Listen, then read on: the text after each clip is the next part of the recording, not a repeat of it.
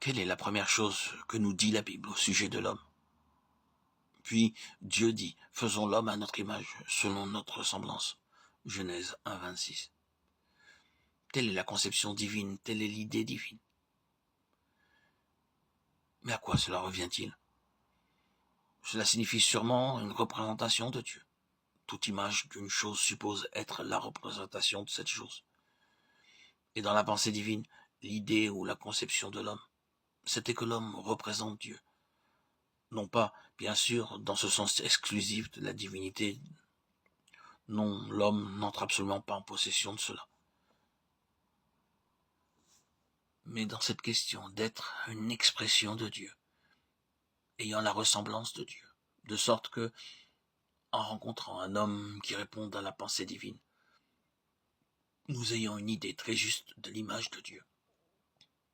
Si seulement cela était plus vrai, mais d'une manière très limitée, nous en connaissons quelque chose lorsque nous rencontrons ce que nous appelons un homme de Dieu, et nous nous disons, quand on rencontre cet homme, on croit rencontrer le Seigneur.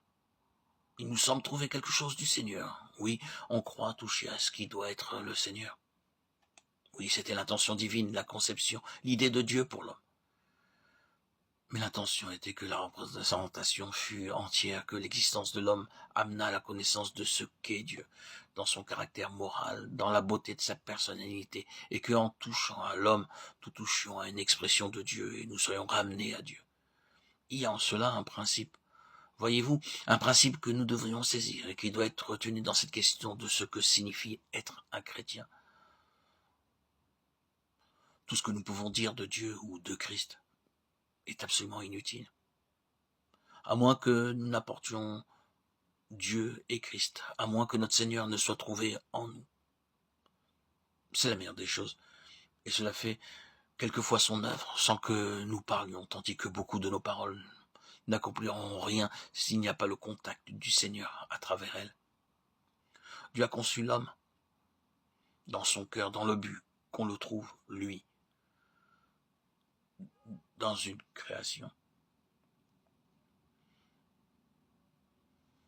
Le Seigneur Jésus, lorsqu'il était ici-bas, cherchait toujours par différents moyens, parfois par des récits, parfois par des paraboles, à donner une impression de ce qu'est Dieu.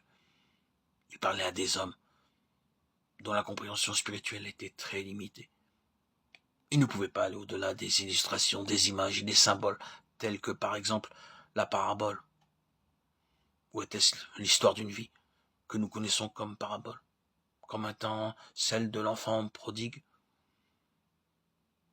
Je pense qu'elle est mal intitulée. Elle serait appelée plus justement l'amour du Père.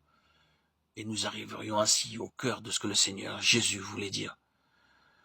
Ce qu'il voulait faire comprendre, c'était que lorsqu'on pense à ce Père, à son cœur brisé, et au merveilleux pardon, à la restauration qui arrête même la confession avant qu'elle soit terminée, comblant ce Fils renégat de tout ce qu'il possédait, on peut avoir une faible idée de ce qu'est Dieu.